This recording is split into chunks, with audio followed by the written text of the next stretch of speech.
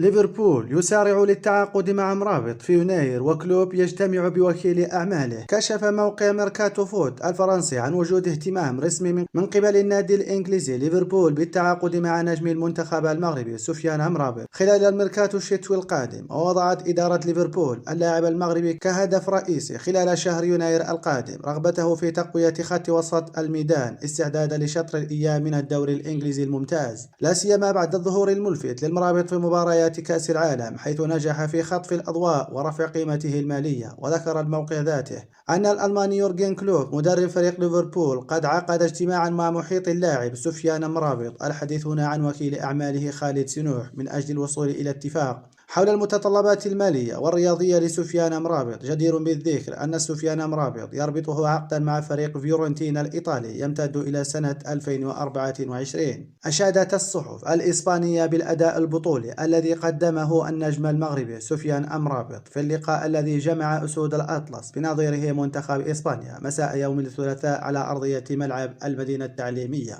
ووصفت صحيفة ماركا الإسبانية سفيان امرابط بالدرك المغربي في خط الوسط بحكم دوره الكبير في افتكاك الكرات وتكسير هجمات المنتخب الإسباني، كما اعتبرته لاعب لا يهتم بالماركوتينج، وأن دخوله لأرضية الملعب يكون هدفه القتال وليس تصيد الصور واللقطات الجميلة. ونجح امرابط في الحد من خطورة ثنائي الكتالاني بيتري وكافي، حيث وجد اللاعبان صعوبة كبيرة في إيصال الكرة لخط الهجوم، علما أن خطة إنريكي ترتكز على هذا الثنائي في بناء الهجمات.